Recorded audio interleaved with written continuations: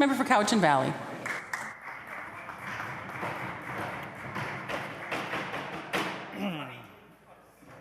Thanks, Honourable Speaker. I should warn the members that they're going to see a changed MLA from what you saw last night for the first little bit at the very least, because I have a very serious matter indeed that I need to talk about. I got a phone call this morning, and I think every MLA would agree that what's got to come first is what happens in your constituency.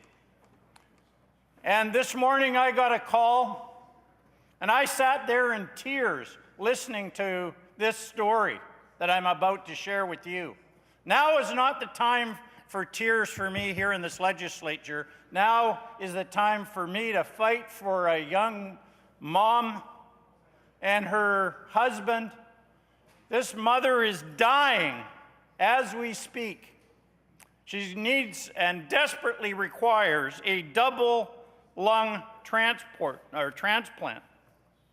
They lived in the Cowichan Valley, and for the last 3 years they've been dealing with this problem. In the last 3 years, they've lost their house in Lake Cowichan. They've had to go to Toronto and spend all of any money that they had left trying to help his wife.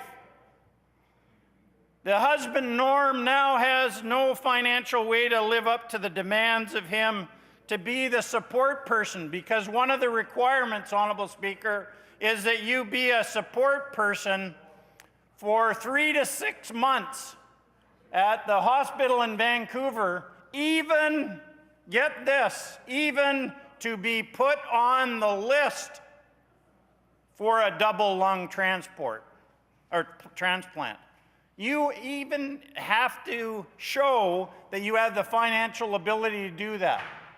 He can't do that. My staff went over his financial situation with him, and he, by the way, signed a disclosure and explained that after he's got 3 teenagers at home, after he pays his rent, I mean, he's gone through bankruptcy protection, after he pays his rent and all of his obligations, hydro, all the rest of it, he's got $300-400 left a month to live on. And there's no possible way this family can go to Vancouver and provide the support that they need. So you can imagine how any staff from any MLA would feel if they had this man come through their door, and Norm came in and he said to Doug Morgan, my assistant, he said, "I didn't think I'd ever have to turn to the MLA, but here I am." And he broke down in tears at the counter.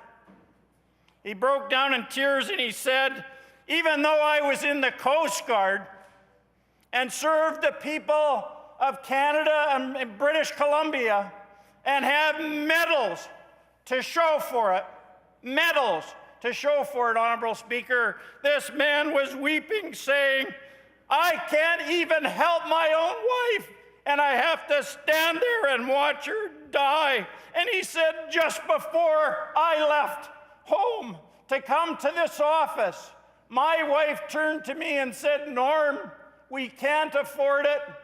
Just let me die."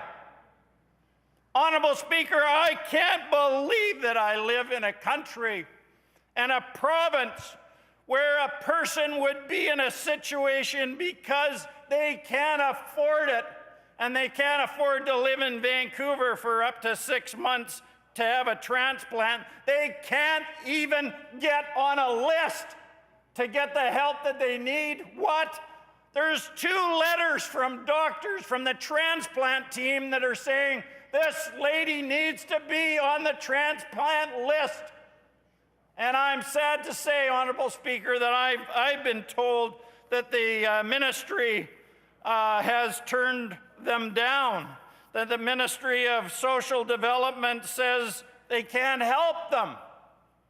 Well, I don't know who it takes to help them, whether it's the Minister of Health, but I thought we still lived in a country where we looked after people and that we didn't let somebody fall through the cracks. Apparently, if you're really poor, you get the help you need. If you're really rich, you can take care of it yourself. But if you're stuck in the middle and like this family is, being told that they somehow fall through the cracks and they don't fit the criteria.